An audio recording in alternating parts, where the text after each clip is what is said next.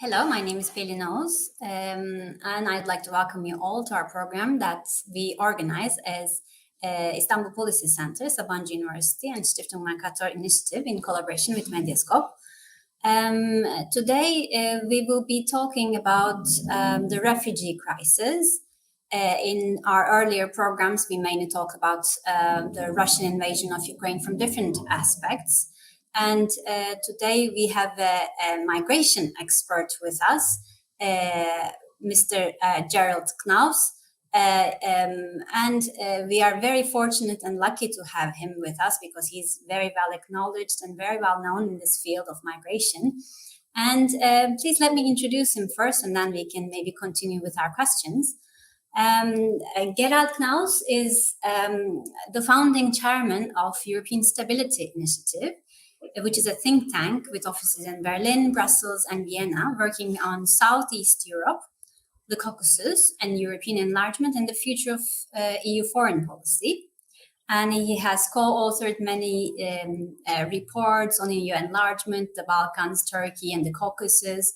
And all of the reports and establishments that he has made triggered a wide range of debates. And he is very influential in policy circles within the policymakers as well. He has been a fellow and founding member of many different and well-known European institutions in Europe. And he also, we were very fortunate to have him also as our Mercator IPC Senior Fellow in 2016 and 17. So I'd like to welcome you, Mr. Knaus. Thank you for joining us in this program. Well, thanks a lot for the invitation, and it's always nice to be in touch with Istanbul. Thank you very much. Now we are on day 43 in Russian invasion of Ukraine. And we tried to cover the issue from different angles. We tried to look at how it has an effect on the global order and on Western Russian relations, including China, and where Turkey stands within this conflict. We tried to talk about these. And now from a more humanitarian aspect, we would like to talk about millions fleeing Ukraine. And this is now one of the biggest crises after the Second World War that Europe is facing in terms of refugee crisis.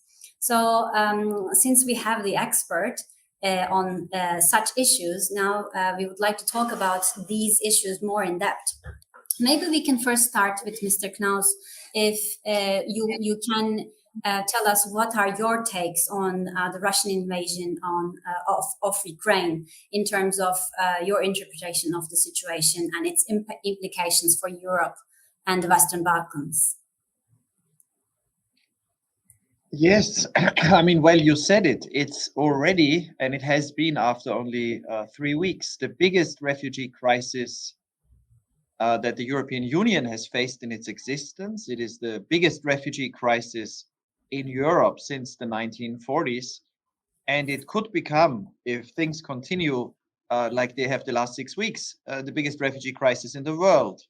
In many, many, many decades.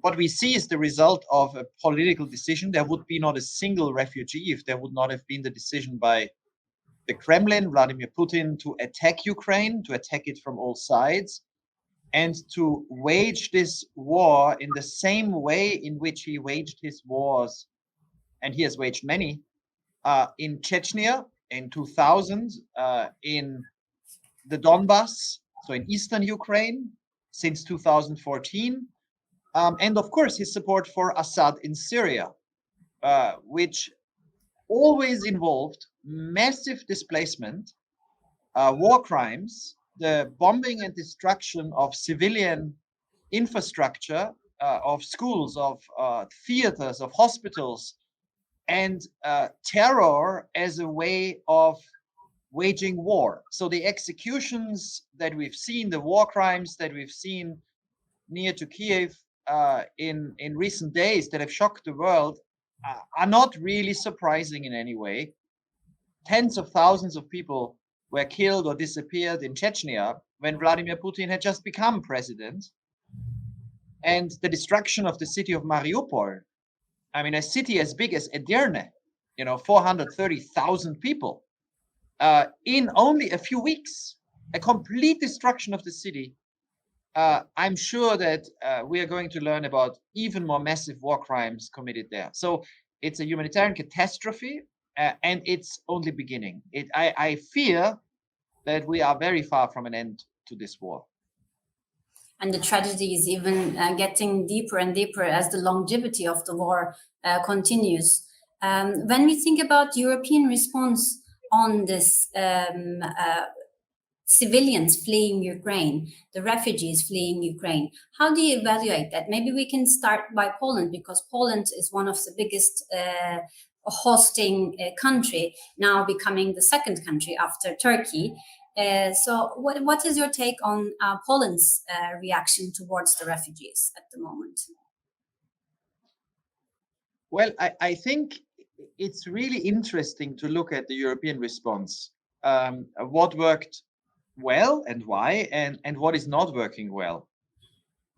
Now, what worked extremely well was the first reaction by EU interior ministers, the council, all 27 together, deciding very early on that all Ukrainian refugees, all Ukrainian citizens, everyone who is a resident in Ukraine, this includes Russians who are married to Ukrainians, all foreign students who studied in Ukraine, all asylum seekers in Ukraine. So basically anybody who had any legal status or irregular status in Ukraine on the eve of the war had the right to enter the European Union, and had the right, in the case of Ukrainians and most of these categories, to apply and receive automatically temporary protection. Now that means that in a country of more than 40 million people, anybody who feels that it's unsafe given the nature of the war can go to the European Union, can go anywhere in the European Union, any country can travel freely and can apply for a residence, a temporary residence, which involves social support, the right to work immediately, the right to put children to school. So this is the most generous response to a mass flight of refugees that you have seen. Why did Europe do that? One reason is that the images of the war were immediately shown in every European living room.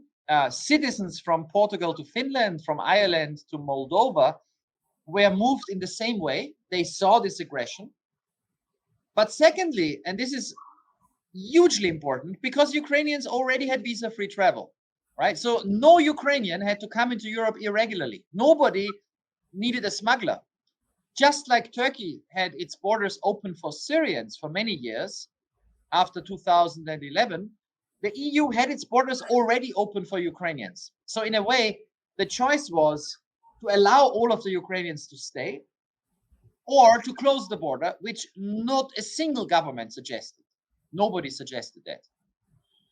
So this response was good. This means that now the whole European Union is open to receive Ukrainian refugees, and it's mainly women and children. 80% of the refugees who are coming are women and children. Men between the ages of 18 and 60 are not allowed to leave Ukraine. But, and now I come to the but, that's not enough. The decision to allow people to enter is great.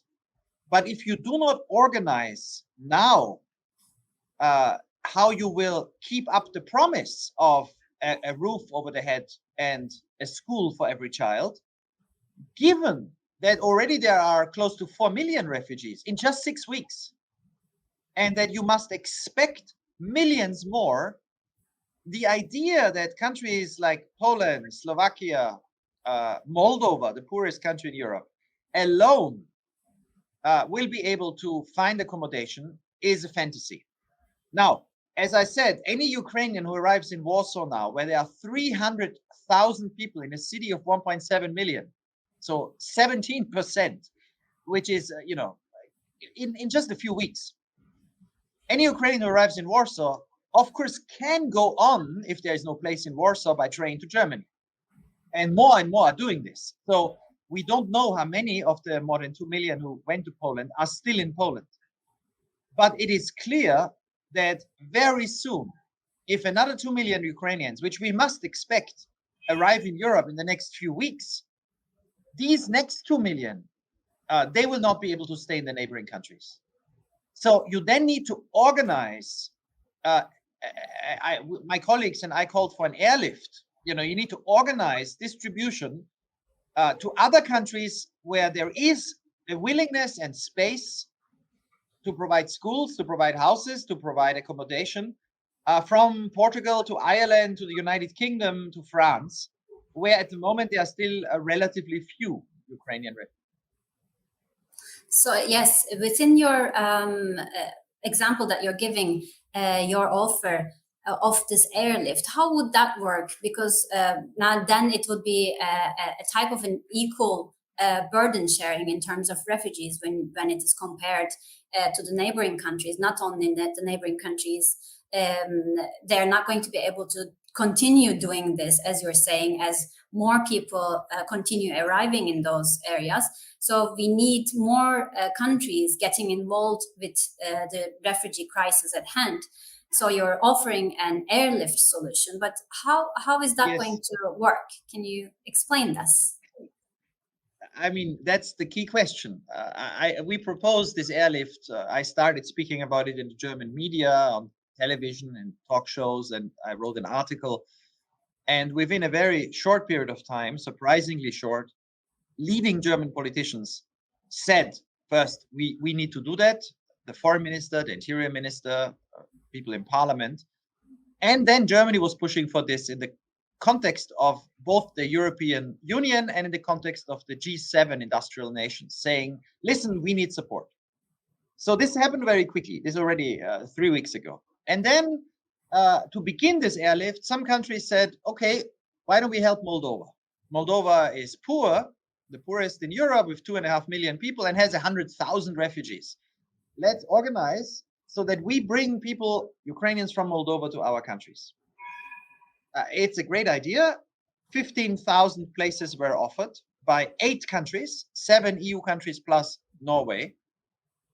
And then it all fell apart, because if you want to organize this, I mean, it's common sense, right? I mean, if I'm a Ukrainian mother with 2 children and I arrive from Odessa or from Mariupol or from Kharkiv in Moldova, and then somebody says, listen, you can get on the plane, we take you to Spain.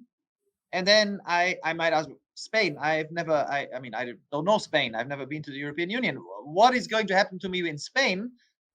And you can't answer the question. You will not have many people who get into a plane to Spain. So you need to organize information. I mean, everybody has the right to go anywhere in Europe. But refugees are not parcels. I mean, Turkey knows this. You can't just tell people you need to stay here or there. I mean, if people don't know anyone, have no connections, it's very difficult to force them to go or stay anywhere. So what you need to do, what happened then with Moldova, and then of course there was no special organization to organize the information and the transfers. So it was given to the UNHCR. The result is that in the first few weeks, very few people were flown out of Moldova, to the extent that some of the countries that offered it were told, we don't need your offer right now because we can't find anyone. Now, this is crazy, because at the same time, I'm getting all the stories all the time from Ukrainians. You know, yesterday, a mother, her grandmother, her mother, so a mother, a grandmother, and a child. The grandmother has cancer. They arrive in a train in Warsaw. They get out of the train station and they don't know where to go. So this is happening by the hundreds of thousands. And of the refugees in Moldova, of these 100,000, more than 90% are in private accommodation. So people open their houses, open their apartments. This is difficult to sustain. You know, energy prices are exploding in Moldova. It's completely dependent on Russian energy. It's a poor country already. The exports through Odessa and the Black Sea are cut off. Now you have all these refugees. So it's clear you need to help Moldova, but you need to organize this. And that's why, you know, the idea of distributing refugees to countries that are willing to receive them will only work if you approach it as a massive, and this requires organized humanitarian operation. So you need to find countries or cities or regions in Europe that say we have the ability to house people. In the United Kingdom, 200,000 households said and registered to house a Ukrainian. I'm sure you can find something similar in Sweden, in Finland, in Ireland, in Portugal, in Spain. People who say, municipalities, cities who say we house people.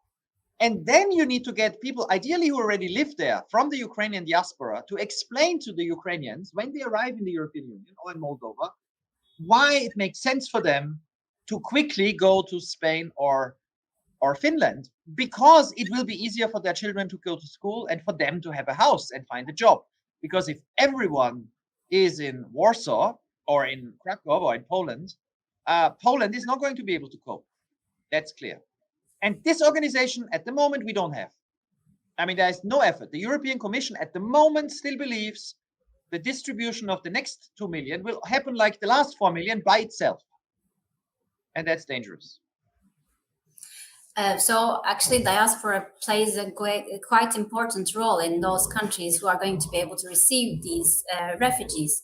But when we think about Poland, the Polish authorities were saying that they're not really interested in this relocation of refugees, but they're interested in more financial support in order to ease this burden over Polish authorities, because they're thinking that this is going to be a temporary situation, and most of the refugees who are now in Poland are going to be back to Ukraine somehow, because they want to unite their families and they don't want to go further away from a possibility going back to their home. So what would you think about this? What could be the challenges of relocation? Well, there are a number of things in what you said. First, it's true that the Polish government is interested in financial support for the refugees, and I very much believe this is in the interests of everyone in Europe. We urgently, I mean, my colleagues and I are calling for the creation of a special fund that would give municipalities, local governments, cities that house refugees, where refugees are registered, for each refugee for a year, 5,000 euros. That is based on, the Commission has such a scheme for resettlement. And in this case, it would be for accepting Ukrainian refugees. And that would mean that a municipality, which of course has a lot of extra costs for kindergarten, for infrastructure, for schools, for teachers, isn't left alone. And you should make this a European effort of solidarity.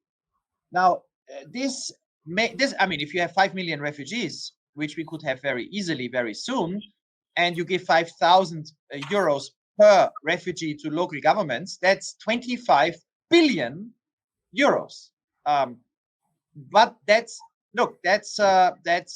well invested money, because it's also true that the Polish government is against relocation for ideological reasons. They never liked relocation, and this is a government that was campaigning against the EU. This is not a very pro-EU government. And what they're also saying is, if people want to leave, well, they can just leave. We will not organize it. Now, that's a bit tricky, because that just means that anybody who arrives in Poland, and most people in Poland are not staying in government accommodation. They are staying privately with friends, with relatives, with Poles, with hotels. A lot of them will not be able to stay where they are now. So you then need to, hotels, the tourist season will start. They will say, listen, this is all very well. We've accommodated people for a few weeks. We need to get back to do our job. Private individuals, if they're not relatives, they will say, we can do this for 4 weeks, 8 weeks, 3 months, 5 months. But in the end, what's the perspective? Now, it's great what Poland has done. It's fantastic. But we must expect that as this number is already huge, any further arrivals will discover that there is no place for them in Poland. And then, well, if the government doesn't want to organize taking people from Poland to other countries, no problem. You can do that from Germany. I mean, if people get by train from Warsaw to Berlin or Hanover or Cottbus, there are some hubs already. You can then work with the Finnish or British or Irish government to have exactly this information, including information from Ukrainians who live in those countries for those who arrive. And Germany is distributing already people throughout Germany.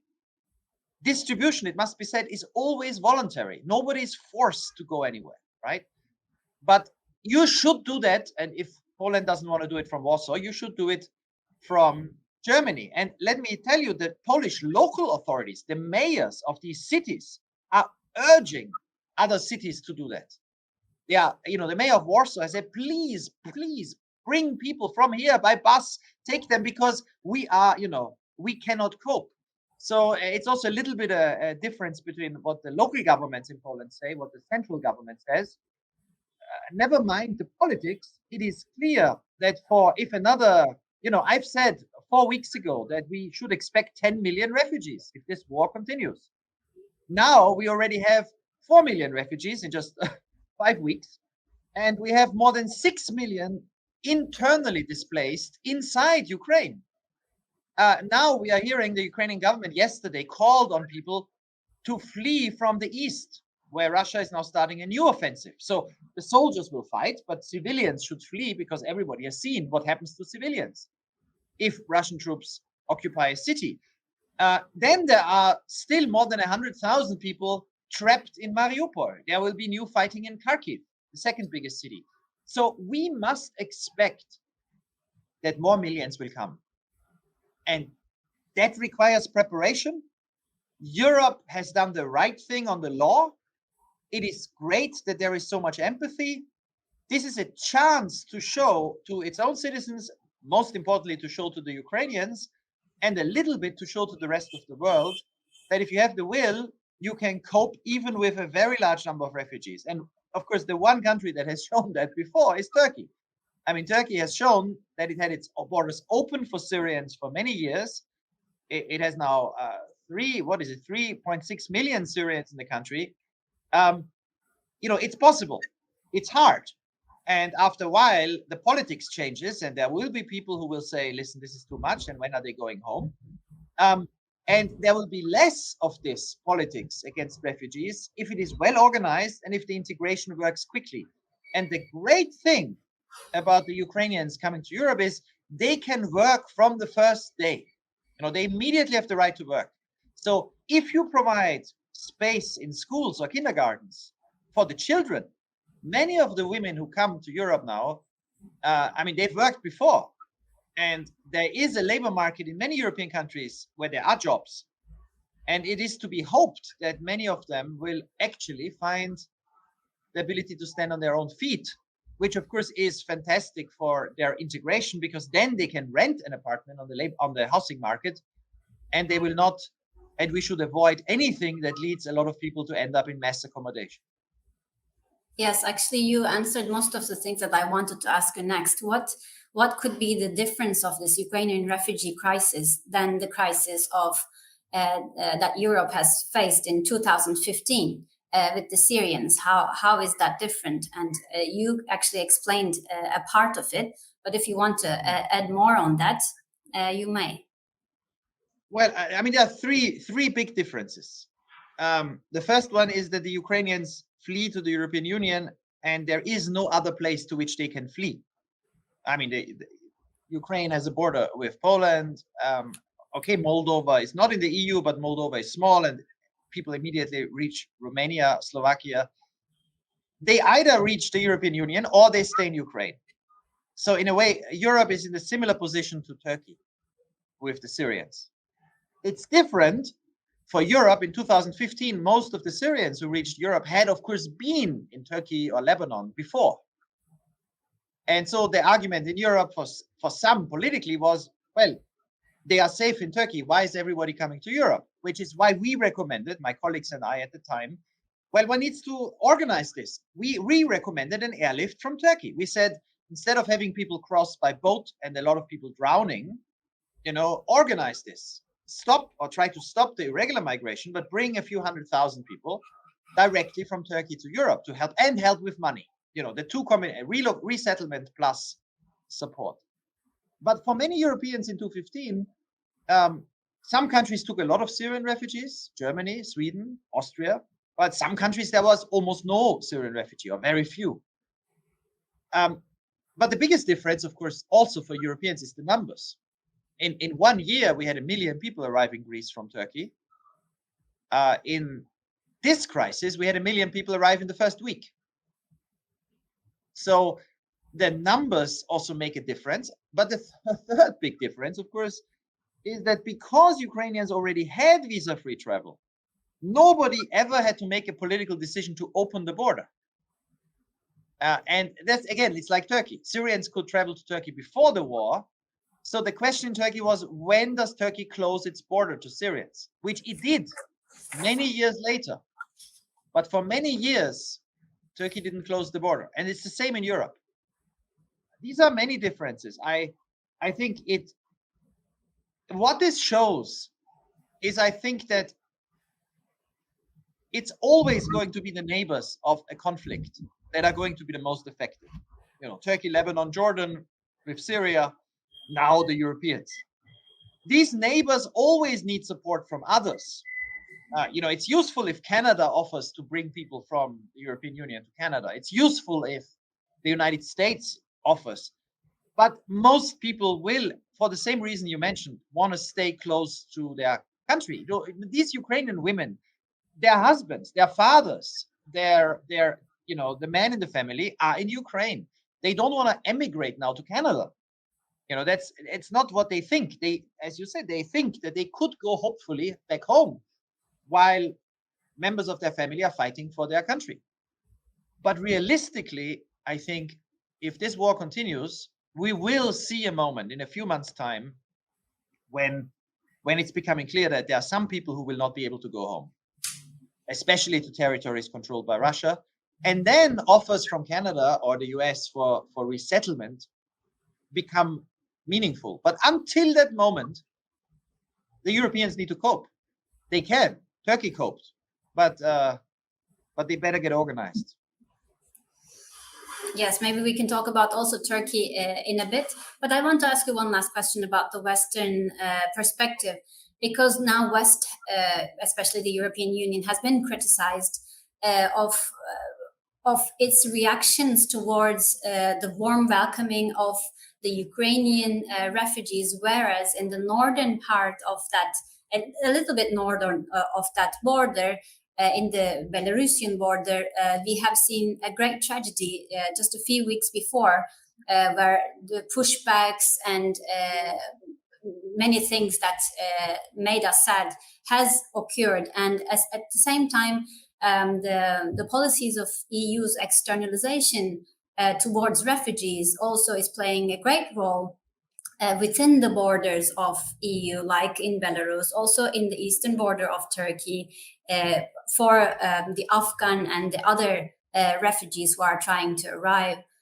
from different ways. What is your take on this? Well, so the first thing is that what we have seen at Belarus in 2021, when Lukashenko was trying to trick people to come to Belarus. They paid thousands of euros to come. This was not a natural migration route. His state helped people to come particularly from Iraq, not only, but many from Iraq. And his idea was to try to create pressure on the on Poland in particular, on the Baltic states. He succeeded because their reaction was first panic and then violent. And as you said, what the European Union is doing at that border is a clear violation of its own laws. You're not allowed to push people back into a cold forest, which we've seen all winter. Men, women, even children. This violates the EU's law on the border. I mean, the Schengen Border Codex, which is the law on the borders. It violates the Refugee Convention, the Convention on the Rights of the Child. It's no shortage of violations of human rights. And this has happened because the view in many European countries was that this is an attempt to put pressure on them through migration. So they didn't see the migrants. They also, it is different to think of Iraqis who pay thousands of euros who are not in need of protection. They take a normal flight with a travel agency. So the question for me was always, how do you stop that without violence? But stopping it is legitimate. You should have found a way to stop people going to Belarus. And the only way you can stop it is if people who go through Belarus to Europe don't stay in the European Union. But if you want to do that without the violence, then the only way you can do that is by what you call externalization, finding another partner and saying, listen, those who arrive who do not need protection, and Iraqis from northern Iraq do not need protection in most cases, will not stay in Europe. We will move them back to another country, not in order to create problems for the other country, but to stop the whole movement. But this was not done. What we have instead is violence. And this is not the only border where we see this. We have violence on the border between Hungary and Serbia, between Croatia and Bosnia, on the borders of the EU with Turkey. We have people being pushed back in the Aegean in large numbers. All of which, let's just be it's very clear, all of which is against the EU's laws and against international law.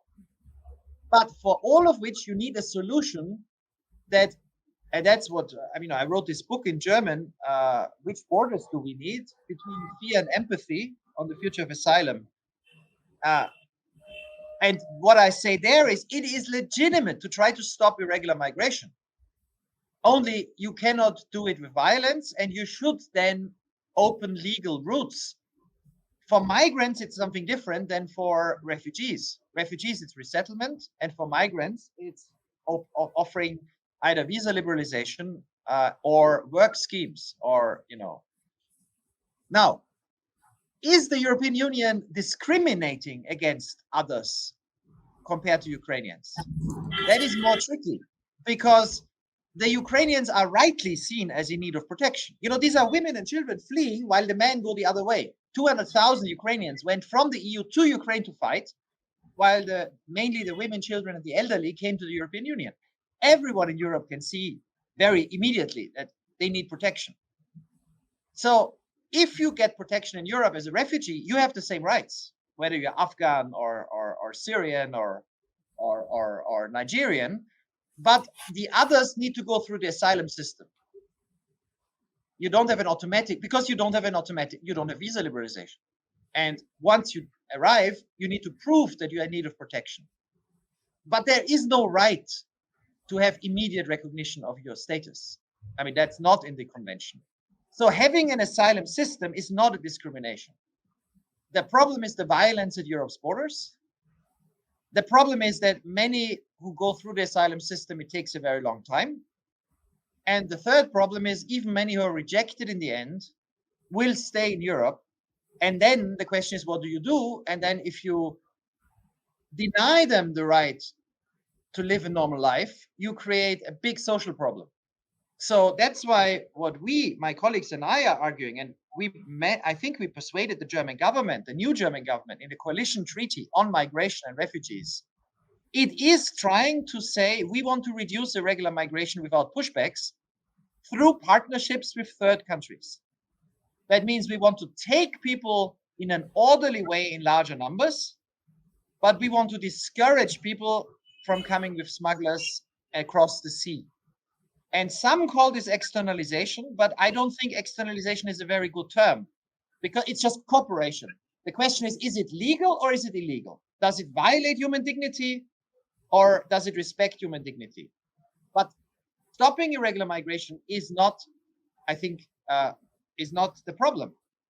One last point, perhaps. It is very strange, the debate we have in the world at the moment, right? That Afghans who have to flee, if I'm an Afghan activist and I need to leave the country, that the only countries in which Afghans can be safe now are in Europe or North America. No Afghan is fleeing to Malaysia or Indonesia or Japan or South Korea.